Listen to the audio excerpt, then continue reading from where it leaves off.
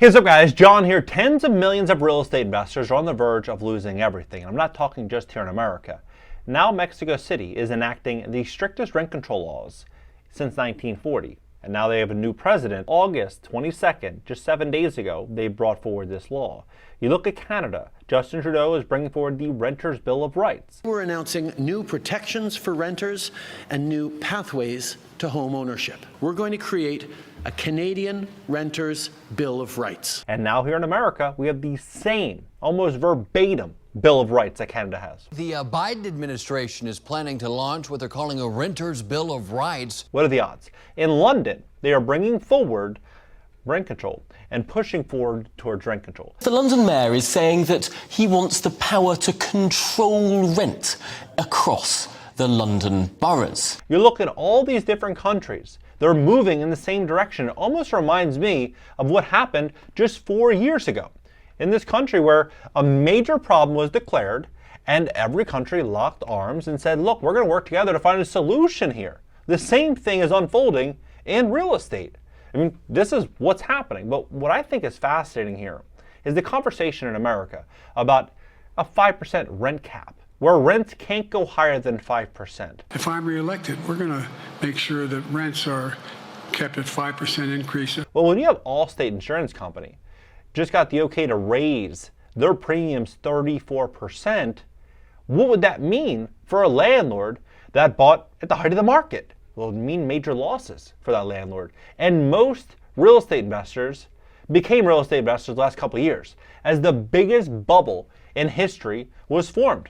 Everyone from their mother, brother, sister, and uncle wanted to be a high-flying real estate investor collecting 20-30% rent appreciation every single year, going to the Amalfi Coast, taking pictures on jets. Everyone thought that the money was easy.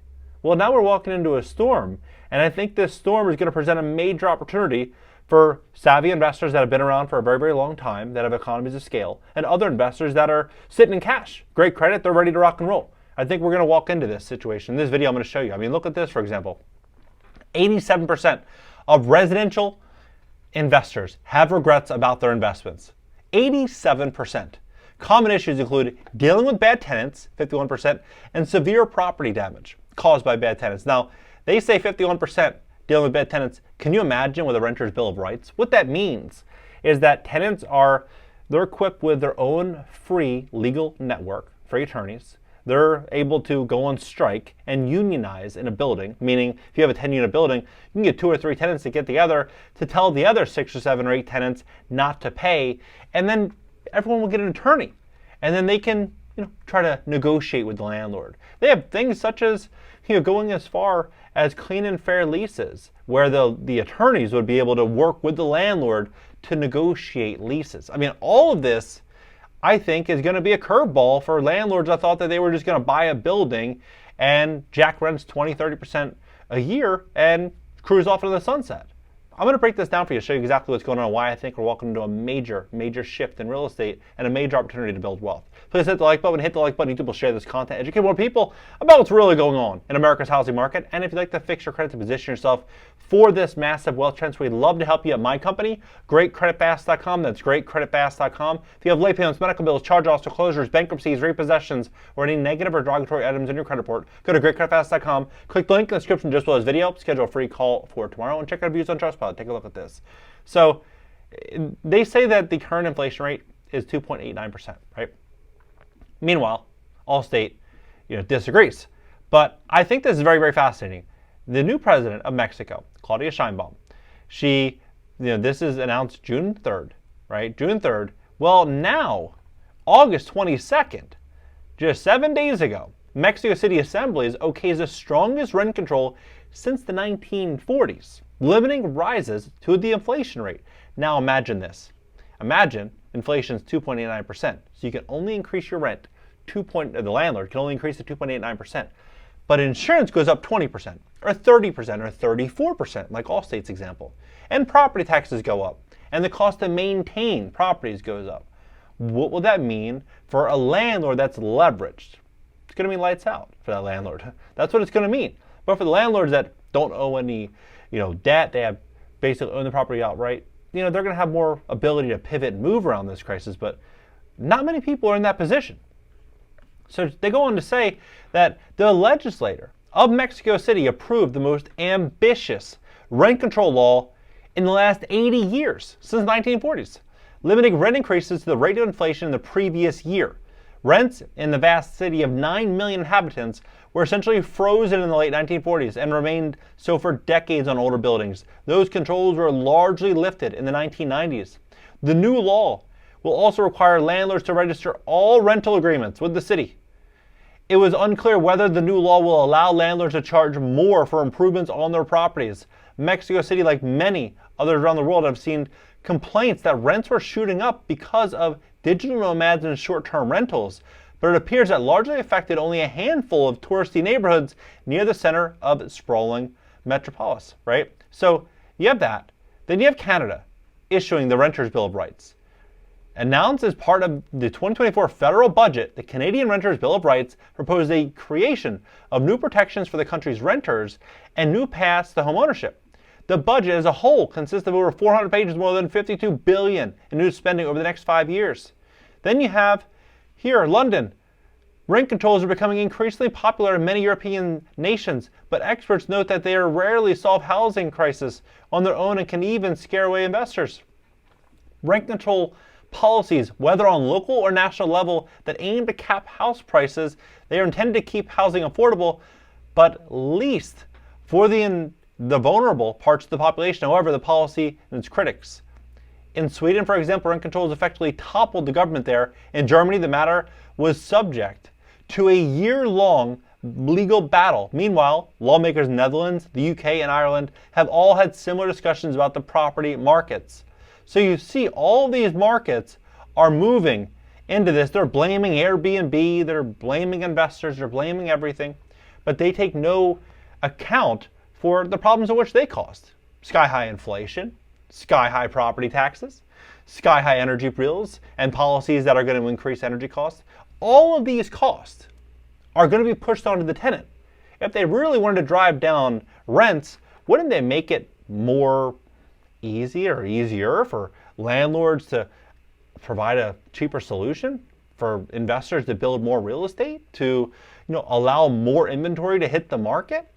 They would be working alongside these builders to find a solution, not punching builders and basically telling tenants, hey, look, we want to help you, but the easiest way for us to help you is for us to have more power. So we can have more power. You will then be controlled by us, and then the person with the real estate is going to be most in trouble, right? That's exactly what's unfolding. This is a bad scenario for tenants that want to become investors and for property owners and property investors. The only one that benefits will be those that are in power. So they say here that calling on Congress to pass legislation giving corporate landlords a choice to either cap rents at 5% or risk losing valuable federal tax breaks, repurposing public land sustainably to enable as many as 15,000 additional affordable housing units to be built in Nevada, and rehabilitating distressed housing, building more affordable housing, and revitalizing neighborhoods, including Las Vegas and Nevada. And so they talked about 2 million homes they wanted to bring to market. That was in July. Then they brought the number to 3 million, right? So they're talking a really, really big game about what they're going to do. But if you look at the laws in which they're setting, it's contrary. It's contradictory to what's actually being proposed. It's a disaster that we're walking into, I think, in the real estate market that many real estate investors aren't ready for. When people buy commercial real estate, 5 units and above, they buy it on an adjustable rate mortgage. It's not fixed for 30 years. Usually it's a 3, a 5, a 7, or 10-year loan. And so a lot of the people that bought in 2021, and they're going to have to refinance this year, next year, the following year. And if they can't increase rents and the cost to borrow money has doubled and insurance is going up and taxes are going up, it's a disaster. Vacancies are going up. It's a disaster for these landlords. They're going to lose their properties, a lot of them. It says in 2023, the rent-to-income ratio climbed to the highest in decades and hit 40%. In contrast, renters only needed to use about 24% of their income for rent in 1995. It's really interesting kind of how the whole thing is positioned. I built a property a long time ago, like 3 years ago, in LA, which is a little duplex behind another duplex. The city charged me $25,000 just in permit fees. $25,000. They charged me over $10,000 just for DWP to hook it up to the sewer, to the city sewer.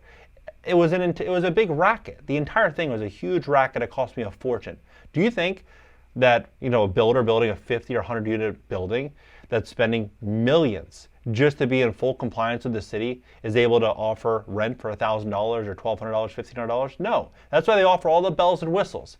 The gym, the pet spa, all these different things, because if they didn't, they wouldn't be able to turn the deal around. It wouldn't make sense to build. Right? The cities are the ones that need to, and the local states and governments need to work with these builders to find a solution. It says the looming office real estate crash will be worse than the great financial crisis. Now, some even say the multifamily is going to be worse than commercial real estate, which says a lot because you look at commercial real estate office buildings, some of these cities have 20, 30, 40% vacancies in their buildings. It is a disaster. And they're saying it's worse for multifamily. So I think we're going to walk into a storm if we see a national rent control. And it's going to be a storm that's not going to favor the tenant, not by any stretch of the imagination. A lot of people think that a 5% rent cap would actually make things more affordable. But in reality, what would happen is that a lot of people be forced to sell, these mom and pop investors, the people that actually care about their tenants, they know their tenant's first name, last name, they're really just friendly with each other. Those people are going to get blown out and the big investor is going to buy. And as that big investor buys for pennies on the dollar, you think that big investor is going to care? No. They're going to say, look, tenant number 2643, your rent's due. And if you want a refrigerator, it's going to be $14 a month. If you want the lawn done, that's going to be $29 a month. If you want, this service or that service or this service, we're going to just bill you in a separate agreement.